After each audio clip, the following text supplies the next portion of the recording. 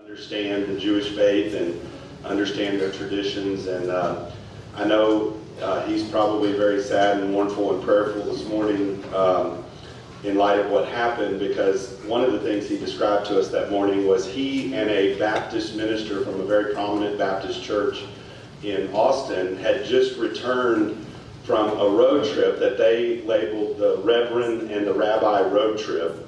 And this was a black pastor at a Baptist church in Austin, and they visited many civil rights monuments, the Southern Poverty Law Center.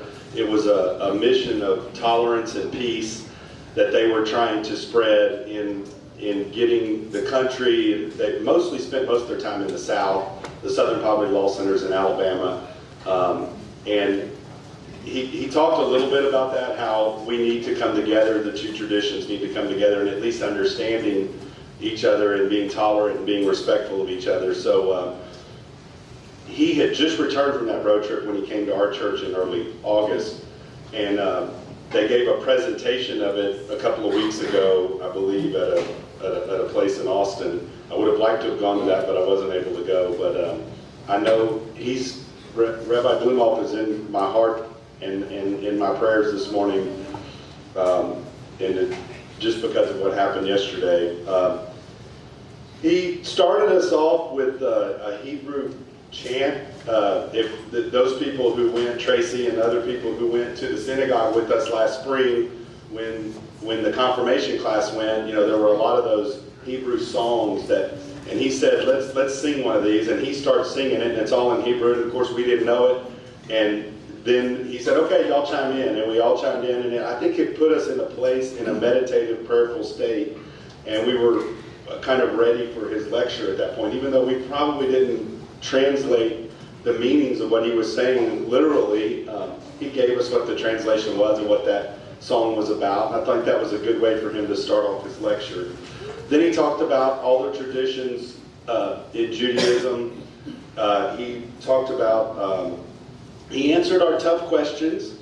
There were some questions about Jesus, and Jesus in the Christian faith, and Jesus in the Jewish tradition. And he reminded us that Jesus was a Jewish rabbi his entire life.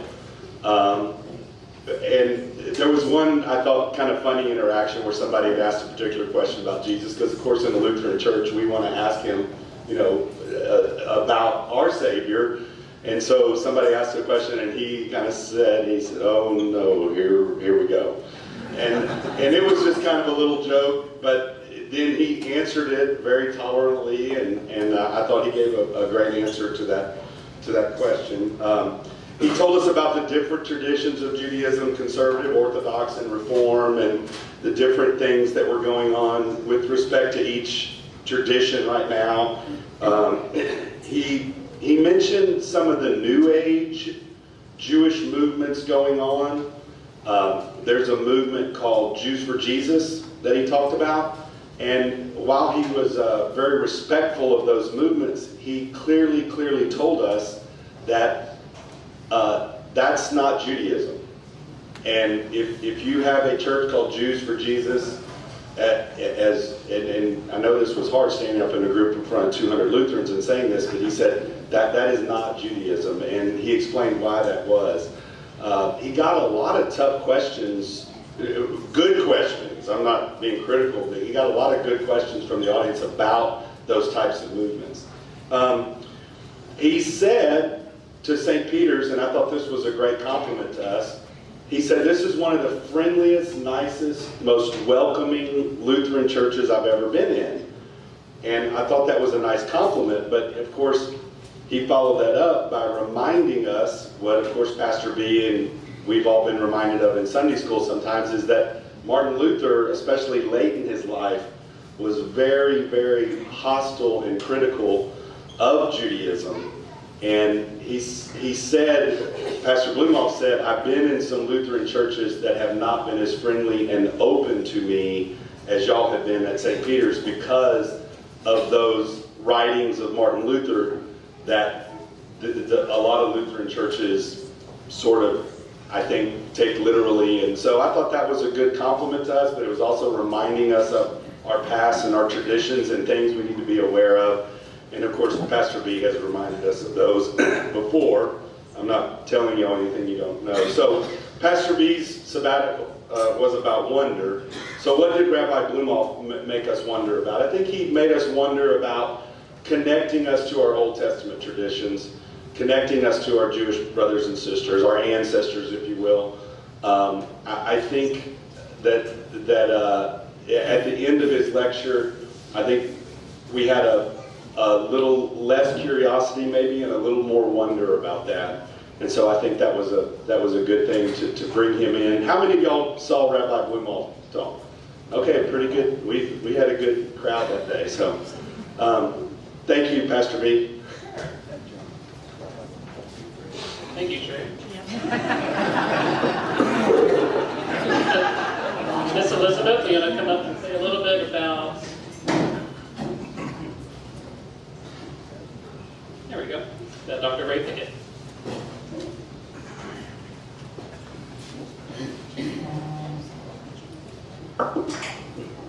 And the last shall be first. Dr. Pickett was our first guest for the summer, and he spent an entire weekend with us.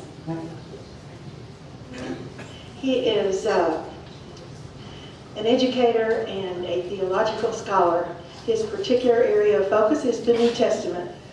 In fact, that's the subject of he received his doctorate in New Testament somewhere in England. Maybe I have it written down. No, I don't. Anyway, somewhere in England. And he is a longtime friend of St. Peter's. He taught at the Seminary of the Southwest, was there when Pastor Casey was there, and he came and presented to us various times and around the conference. So it was good to have him back. His time with us was spent in talking about, specifically about biblical issues. We started, if you remember, we were doing Job at that time in our readings and in our sermon focus. So we spent a little time on Job and the God of Job, and what he did and didn't do, and who and what he was. And then we spent a fair amount of time in the Gospels, in the New Testament, looking at the God, the God of that time. Our subject, of course, our focus was wonder. His teaching method, thank you. I have an echo. Water would be good if somebody could bring me some. Thank you. Since we were talking about the God of wonder, his teaching strategy, I thought, was just amazing because he was a questioner. So he questioned, he asked us to question, and when we asked questions, he would comment.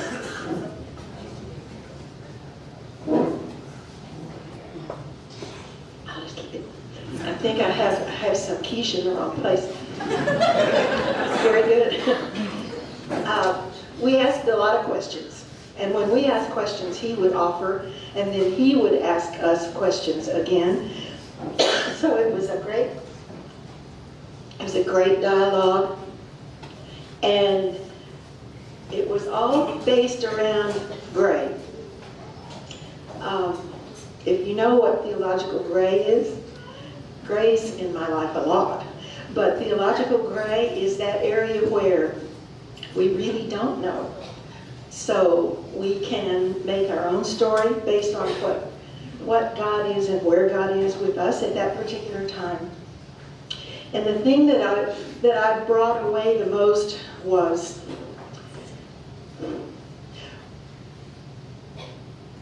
don't open a box and put God in it, and then close the box and lock it up. And that's God. Instead, open a window and wait for God to come in and see who he is and what he brings. And it may feel like he leaves for a while, but he always comes back. And there were several messages that he left about wonder, because God is not static. God is always changing, depending upon what we need him for, what he needs us for. And Ray said, always wonder, never lose your wonder. God doesn't and can't be defined by any of us forever. And what we need to do, what he would pray and ask us to do, is be open to the wonder of who God is on any particular day. And never count anything out, but always keep your window open to his wonder.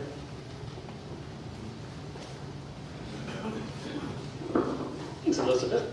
Yeah, I'm learning here because I didn't get to go to any of these. So part of today is me getting to hear your experience of sabbatical this summer through these three speakers. So thank you for those three sharings, and I look forward to hearing more about those as we go into the future. A couple of notes of thanks real quick. Let's give a round of applause to Becca Schaefer Catering, who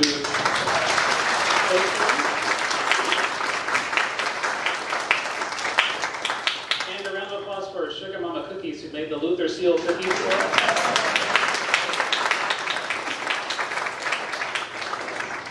Lutherans love to eat, for sure.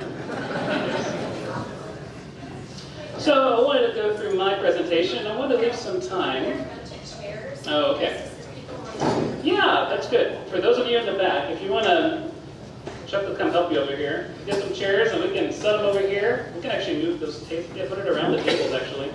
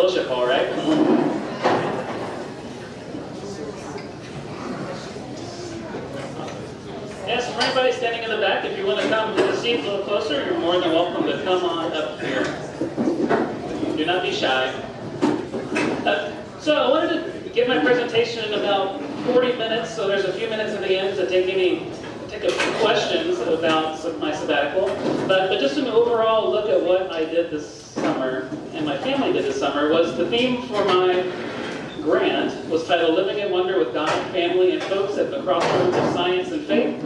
And I broke it into three different sections. The first, we went on a experience of wandering in the Southwest with my family. The middle section was a lot of downtime at a silent retreat. So the Southwest pictures are on the back wall behind Craig Majorkirk over there. That's all our traveling in the Southwest. Over to my right over here is some silent retreat pictures that I took at the HEB Retreat Center. And then the Celtic, subatomic, and cosmological wondering is along this wall over here. So I invite you to look at those pictures as you have time. We'll leave them up for the rest of the day. So just kind of going chronologically through my trip, this is where we started. We went to this part of the United States. And we started in McDonald Observatory out in West Texas in the Davis Mountains. And this is the outdoor area where they do their star parties at night. Just a wonderful place where you can sit. We ended up laying down on those benches, just looking up at the stars as they were giving us a tour of the sky. One quote that was on the inside of one of the visitor centers for one of the telescopes up on the hill said this from Albert Einstein. It said, "The most beautiful thing we can experience is the mysterious. It is the source of true art and science." So as Elizabeth talked about the gray, I think of mystery as well. That mystery is not meant to be explained or figured out, but just to be enjoyed and lived into. And we definitely got to do some of that out in West Texas.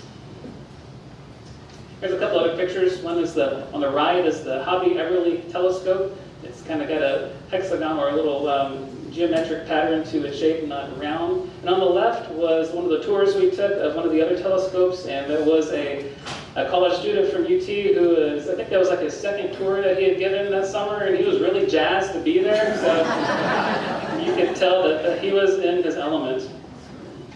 We stayed in Fort Davis, and one day we went to the actual fort of Fort Davis, and we discovered one thing that was really neat about the property there. On the ground, you can see there's a row of officer houses right there, and behind it, there's a row of old buildings that used to be there from the original first fort. And one of the lines is lined up with magnetic north, and the other one line is lined up with true north. And it's been interesting because the actual magnetic north of the Earth has been on the move. You can see that little blue line, and it's been moving over the years, and now it's on the trajectory to head to the other side, not from Canada, but going over to Siberia on the other side. So our world is a very mysterious and amazing place. And I thought that was neat that they lined up their houses according to the stars. So from McDonald Observatory, we went to Carlsbad Cavern. I thought I had gone there as a kid, but when I asked my mom afterwards, she's like, no, we never went there. Must have been some other cave. So we went into this cave here, and it was a 45-minute descent. Who's gone to Carlsbad before? Yeah, it's just an amazing thing. If you get to walk down, I recommend you walk down versus just take the elevator down. It's all these switchbacks and exploring all of these stalactites and stalagmites and curtains and all of these wonderful features that have been created over thousands and tens of thousands of years. This was the best picture I could take on the inside, and the projector just doesn't do it justice, but inside, it's as big as, I think, 13 football fields, the great room is, and it just goes on forever, and you're just overwhelmed at the beginning, and then by the end you're like, stalactite, stalactite, stalactite. It's what happens to you. So we enjoyed doing that. We also went out to Socorro, New Mexico, where the Very Large Array is. It's an array of 27 radio telescopes that look like this. They're actually movable, so there's a vehicle that can get underneath them and then goes on a train track down to another section. And they line them up like this, and they can be in a very small 3-mile circumference pattern, or they can go all the way out and create a 27-mile circumference pattern. And they are always looking into the sky. You don't need night skies to use radio telescopes. Radio waves are always visible during the day and during the night. And some of the discoveries that they've made out with the Very Large Array is gravitational lensing. It's one of those amazing things that happen. You can see the circular light that's around that center star. To kind of get a picture of what's going on there, that little inset picture on the right, you have the Earth on the left, where it's receiving light. In the middle, you have a very heavy object, probably a black hole. And then behind it is a star. And the gravitational pull of that center object is so big that it splits up the light and it creates this halo effect of light around that object. So you can tell that there's something very massive right in the center of that halo. But the VLA was one of the places that helped discover those gravitational lensing. We went out to the Painted Desert. Once again, pictures never do it justice on projector, but there's so many hues and so many colors. We didn't get there as early in the morning as we thought. We did leave very early to go, but when the light's low, or the sun's low, you did get the better look on the different colors of the terrain. But there was this one section that we ended up turning around, and we ended up driving back through it again, because it just looked so moonscapey. We noticed it on the first time, and we're like, oh, we gotta go do that again. So we drove back, and we drove through it again. And here's a picture of what that looked like. And you felt like you were on a different planet for a little bit in the midst of all that. It was quite amazing. There's a picture from Winslow, Arizona on the back over there, right behind Kylie on the wall. So if you want to see yourself standing in the corner in Winslow, Arizona, you can definitely do that.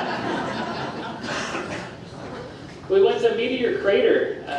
This is a very large impact site in Arizona.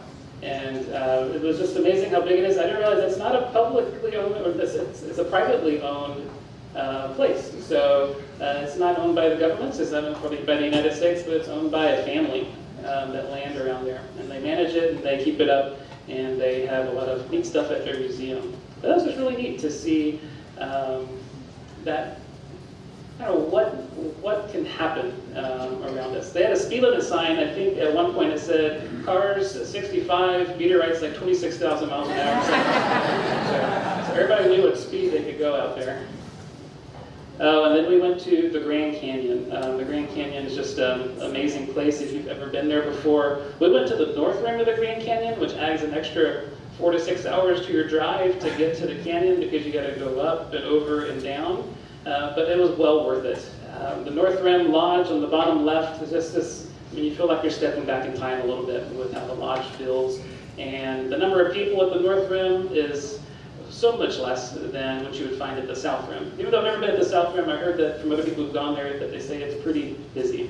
We ran into some bison as we were pulling into the park, and there's a couple places right off the lodge where you can walk out onto these ledges of rock and look at the whole canyon from that area. So there's Deborah and the kids walking out to that ledge, and there's not much underneath it. Virginia and I got up early one morning, went out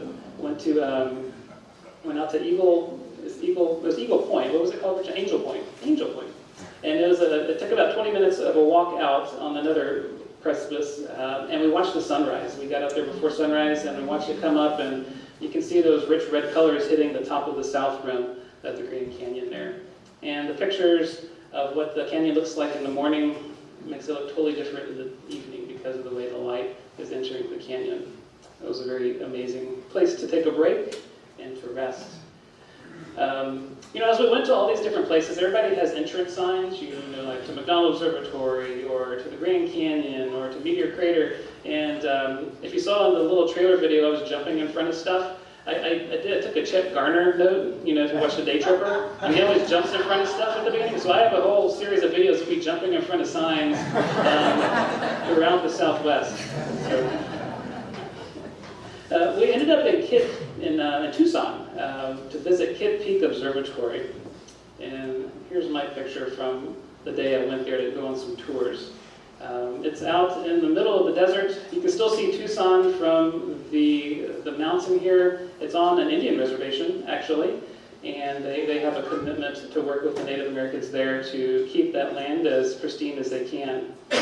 One thing they had at the visitor center that I thought was really neat was they had some stuff from the Aztecs. Aztecs were very big into astronomy, very big into following where the stars and the planets were. They were close to our modern accuracy on being able to track and predict things. And they had just wonderful symbols for various things. Like on the left top up there, that's their symbol for the sun. The bottom left is their symbol for Jupiter. The top right is their symbol for a solar eclipse. And then their bottom right is one for a lunar eclipse. So these wonderful images and these mosaics here on the wall, I thought was pretty cool. One really neat story from when we were there at Kidd Peak, because we went there at night also to be part of their nightly observing program, but it was very cloudy and we weren't able to do much, so the people giving the tour called up to one of the working telescopes and said, so hey, can we come over there and see what you guys are doing, since you can't see anything either? And they said, sure, come on up. The little picture on the right is the telescope we walked up to, and it was so neat because we got to walk into the control room, we got to visit with real astronomers who were doing real work that night, and they showed us what they were working. They were studying dark matter. They actually had presentations they pulled up and showed us, but it was neat to kind of pull the curtain back a little bit and see what actually goes on. And we got to talk to the operator of the telescope who was there to kind of work with the astronomers, and they had a little list of timelines and what we want to look at what time, and he was just watching the weather, looking for any break in the clouds so that he could go on and capture some observing for those folks while they're there. Because you reserve time as an astronomer on these telescopes years in advance, and if you're there and your night is cloudy, well, your night is cloudy. It's kind of a roll of the dice kind of thing with astronomy. But then also the operator came and he took us up into the telescope and he walked us around and showed it to us, and they were just very generous with their time and their space, and I thought that was a really neat takeaway, not just for me to see, but for Virginia and Henry to see also. What does it look like to be an astronomer? One quote that I ran into on a wall in one of the telescopes on Kidd Peak was from Vera Rubin. She was an early astronomer of dark matter, and it's a great example of women in science.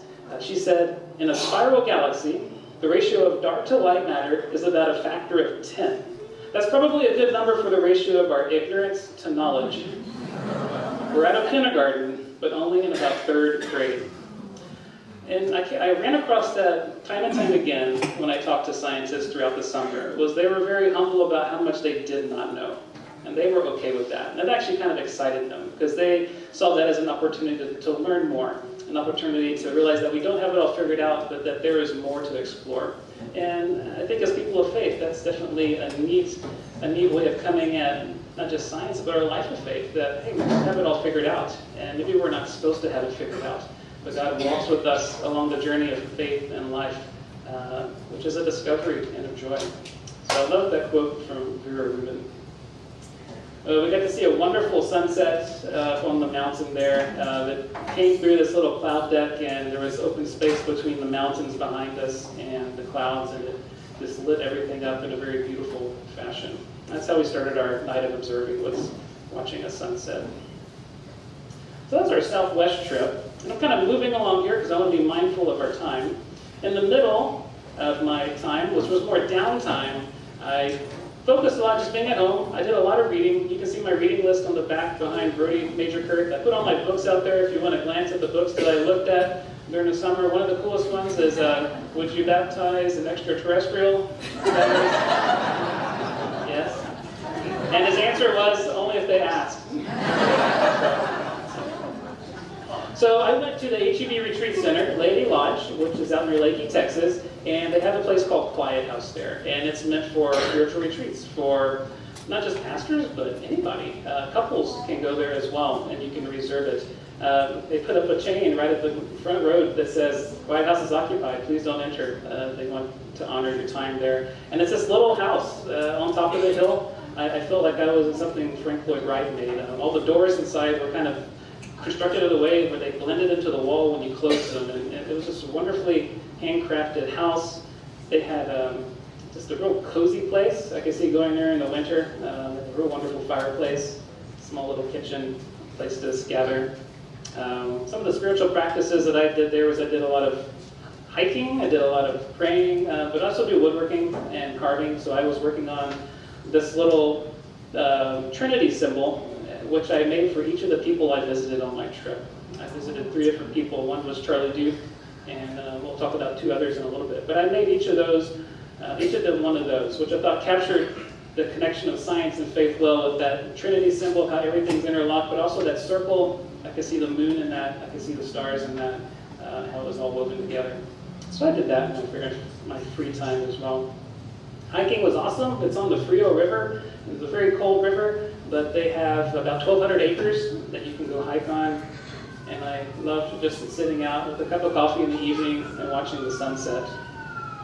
One other thing we did this summer was, I'd never gone on a family vacation with my mom's side of the family, so we took a family vacation, and she wanted to go down to Galveston to see Moody Gardens and just hang out down there. So we did that for a few days, which was really nice. I really enjoyed that. It's a nice getaway on the Vanicek side of the family. And there was lots of other just kind of sleeping in, resting. That was a big thing Jerry reminded me time and time again. He's like, make sure to stop, you know? I was like, okay, I'll make sure to stop. So thank you, Jerry, for reminding me to rest in a very peaceful way. So my final part of my trip was a trip to Europe, going up to Scotland, but also down to Geneva and to Rome. But before I went there, I stopped in Chicago. I visited Dr. Grace Wolf Chase. She's a Lutheran. She's an astronomer. She's the director of the Adler Planetarium there in Chicago, right on the lake. And she was actually highlighted in August 2017 Living Lutheran magazine. She's the one, there's a section every month that says, I am a Lutheran, ... and then it gives a little bio. And she was that person last August. Just a really neat person, and we spent most of she had lunches with me every day, and we sat and we talked about different ways that we could connect congregations to resources like she has at the Adler Planetarium. One thing she does at the Adler for area pastors is she has clergy and science nights, and they highlight people of faith who contributed to science, but also open up the planetarium to churches as well. So she really is interested in finding ways to have those faith conversations alongside those science conversations. And I took a lot of notes, and I haven't gone back to all of those, but there's a lot of fun stuff to think about.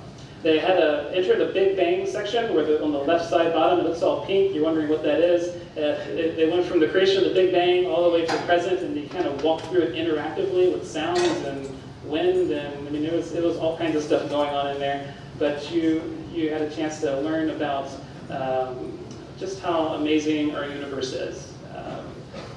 And there's a picture of me in front of the Adler Planetarium right there. The one on the top is a sundial, and I have a little craft for that for the future, that we can make little sundials like that. But that was a really neat sundial. I love that one. So one of the things in the Adler I ran across on the wall was this. It says, put 3 grains of sand inside a vast cathedral, and the cathedral will be more closely packed with sand than space is with stars. And later on, you'll see a picture from St. Peter's Basilica, and I imagine that place having 3 grains of sand in it, and realizing that the universe is more spacious than even that. Just blows your mind with wonder, with mystery. So after visiting with Grace, I flew over to Edinburgh. I took a train to Oban. I took a ferry across. I took a bus across that island, and I took another ferry over to the island of Iona. You really have to want to get to Iona to get to Iona. And there's a picture of the Iona Abbey. The reason I wanted to go to Iona was because I use a lot of their liturgical resources in worship over the years. I was introduced to them about 6 or 7 years ago, and they have the Celtic aspect of Christianity is very connected to creation, very earthy, very simple words, and I really appreciate that. So I wanted to go here just to be there, but also to be part of their worshiping community for a week. And here's a picture of the island. It's a 3-mile by 1 mile long island, and each day I think I hiked about 17 miles. So it's amazing where you find yourself going in all this right here. This was at a sunset on the highest point of the island, and I was looking down south of the island, so about 2 miles of island below me. Fascinating. At the Abbey, George MacLeod is the founder of the Iona community, which started in the 50s and 60s. And he said, Iona is a thin place where only tissue paper separates the material from the spiritual. And if you spend a few days there, you do get a better appreciation for what he's hinting at, that there are these places. You don't have to go all the way to Scotland, but there are these places in our life where we feel God's life rubbing right up against ours. And those are important to make note of in our life and to visit again and again, because they give us life and they nourish us. So he saw Iona as a thin place. Here's a picture of the Abbey. I took a tour, but also went to worship in the morning at the Abbey. I went to worship in the evening at the Abbey.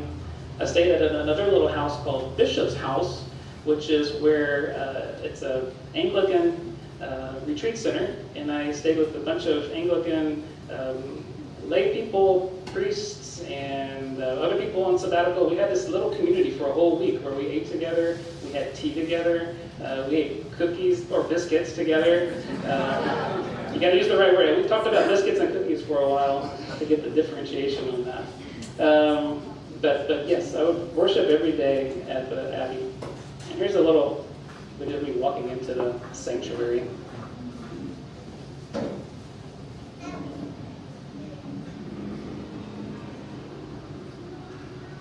The Abbey's been around since about 500, 600 AD, and it was restored in the early 1900s. Not fully restored, but restored to being a community of faith that's actively worshiping there. So we would be in here, and it's amazing to hear how things sound in a space like that, but also to feel that connection to the stone, to the location, and worshiping there. I could show you tons of pictures of Iona. I have a number of stuff here on the wall right here at Iona. One thing I did bring back is I brought back a lot of rocks in my bag because I was always on the beach looking for rocks. One of the people who helped found the Christian community on Iona in 563 was St. Columba. I have a little picture of him on the wall here, and he was from Ireland. And the story goes that he sailed from Ireland to Scotland to get away from Ireland, to get away from some of the violence that was going on there. And he kept hopping islands, and whenever he'd get to an island, he'd look back, and if he could see Ireland still, he would keep going. And Iona was the first place that he looked back and he didn't see Ireland anymore. And he was on top of a hill, and they said he was weeping because he knew he would never go back there again, but also that this was his new home and place he was called to be. And the locals say that when he cried tears that can be found in the beach. Serpentine is the green stone, and if you look on the beach long enough, you start finding these little green clear stones that look like teardrops. And so you can imagine, I could sit there for hours just sifting through the rocks looking for stones, so much so that I forgot that the tide was coming in sometimes and it would catch me off guard. And I got a little wet. Wonderful island. They say also if you come once, you come 3 times. So I have 2 more visits in the future. So after that, we went, actually here's the ocean right here. So what was really cool about the beach is all the rocks are rounded over, and it felt like a rock tumbler on the beach. When you heard the water go out, it would pull rocks over each other and make these wonderful sounds. Yeah, I just kind of sat on those beaches a long time. There were beaches that were very sandy beaches. There were beaches that were rocky beaches. There was a rock quarry that I went to one day where I got some of the rocks that I brought back. But just a lovely place to sit by the ocean. One thing I did at night was there was a full moon one night. I don't think I've ever seen the full moon rise over the ocean. And there was something magnificent about this reflection off the water that I just stood out there for 10 or 15 minutes just watching the moonlight light up the ocean. And that was amazing.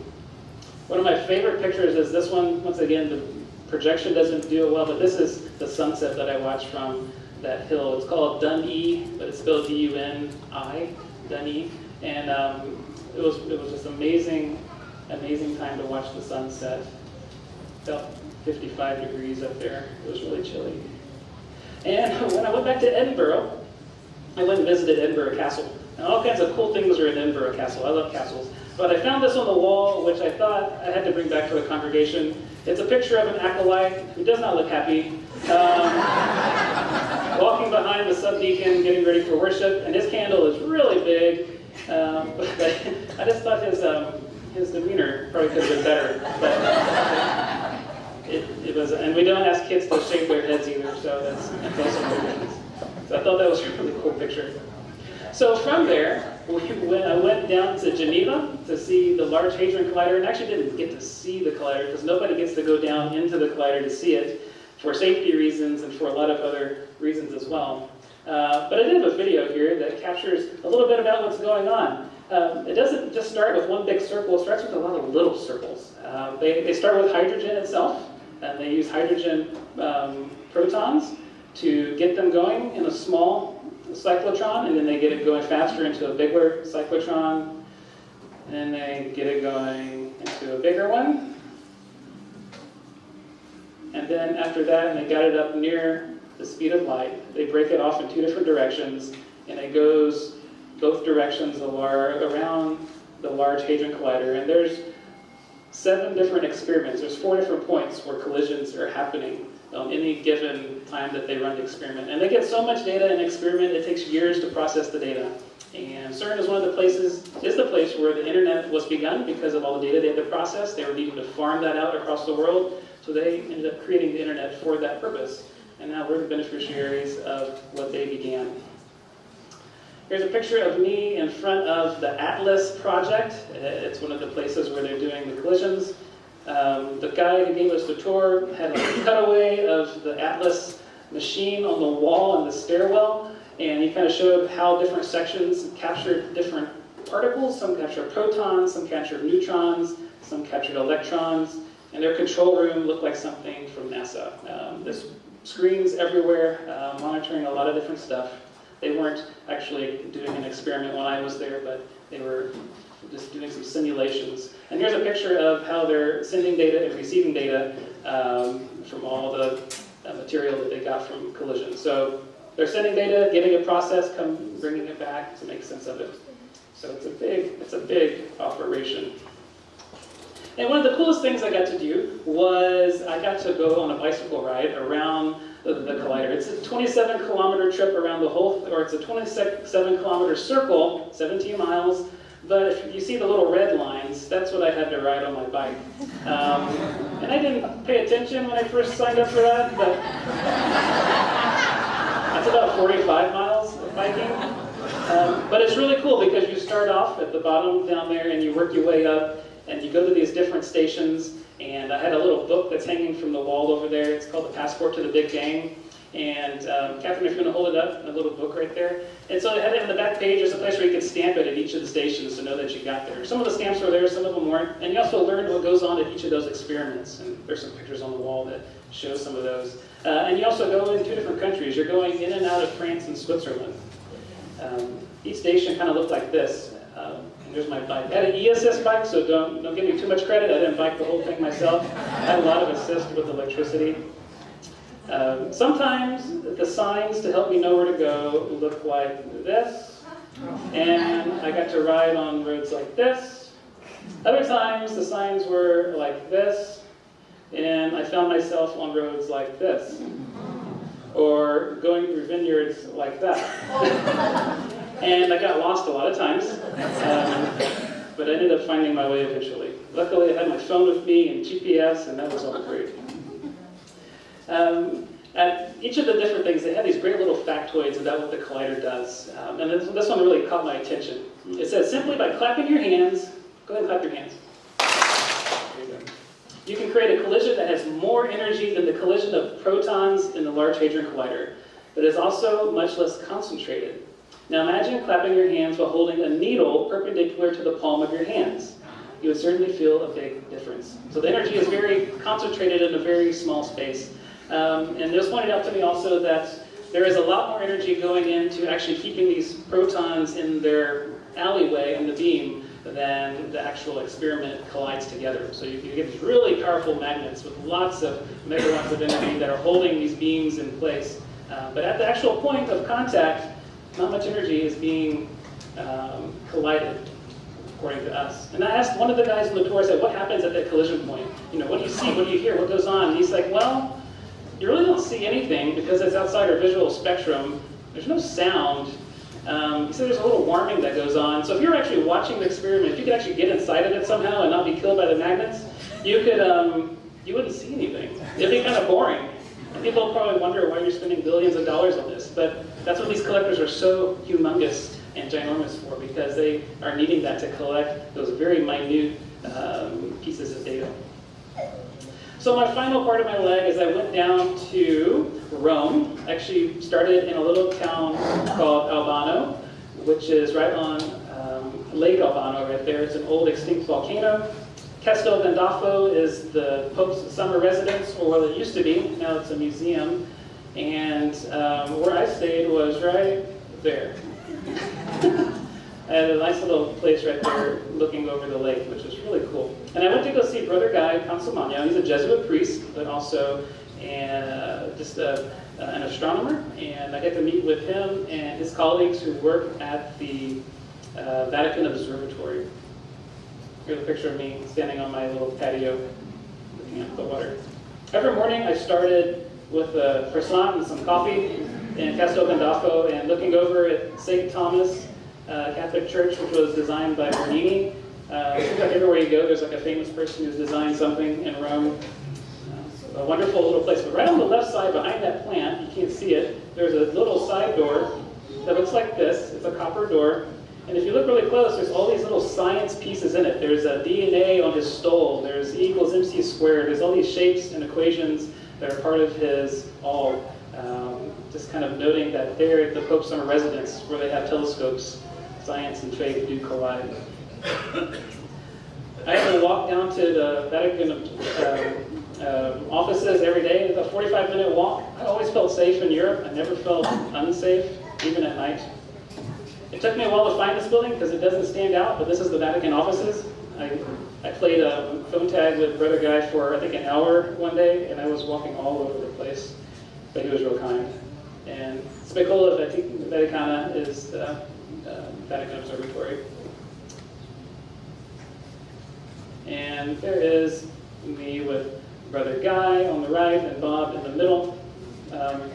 The last night I was there, we got to, they said, hey, you want to watch a movie? Because every Saturday night they watch a sci-fi movie in their hallway. I'm like, well, that's cool. You know, you get to do that. So we decided on a movie. We watched a movie. It was probably about 10:30 at night, and I was getting ready to walk back. And the other guy said, hey, no, I'll drive you back. It takes a little while for you to walk. So the Castel Gandolfo is also part of the the Vatican Gardens, which are actually larger than the Vatican City itself in Rome.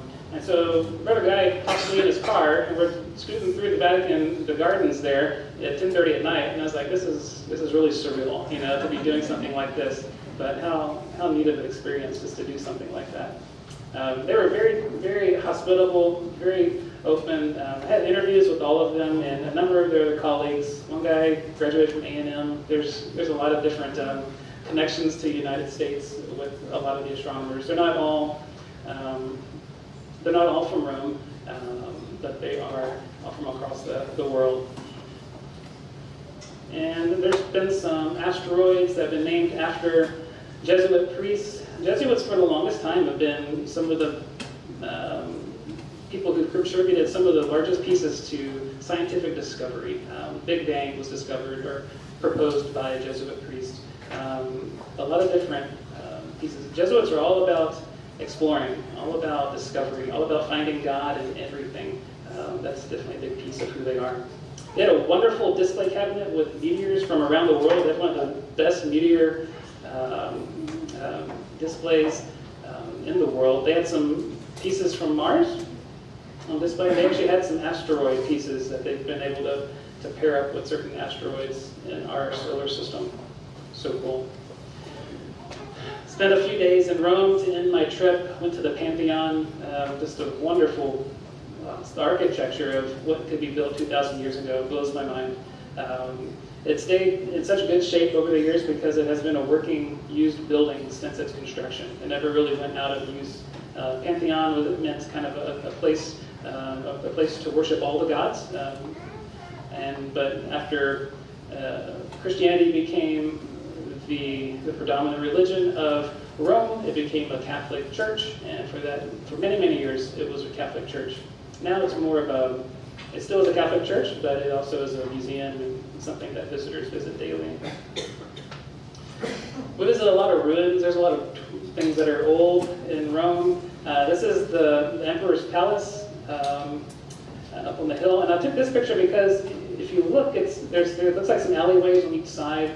And our tour guide said that they have some writings that said one of the emperors, his physician gave him a prescription to walk this circuit 3 or 4 times a day for his health. And I thought, oh, that's kind of cool. You know, the early exercise routine way back then. Yeah. Here's the Forum. Yeah, it's kind of a mess. But what I didn't realize was that until maybe 150 years ago, this was all covered in dirt. The river. The Tiber River had flooded so much that it was just covered in dirt, and cows were grazing on it. So it's only a recent excavation in historical terms. And this is looking the other direction down towards the Colosseum as well.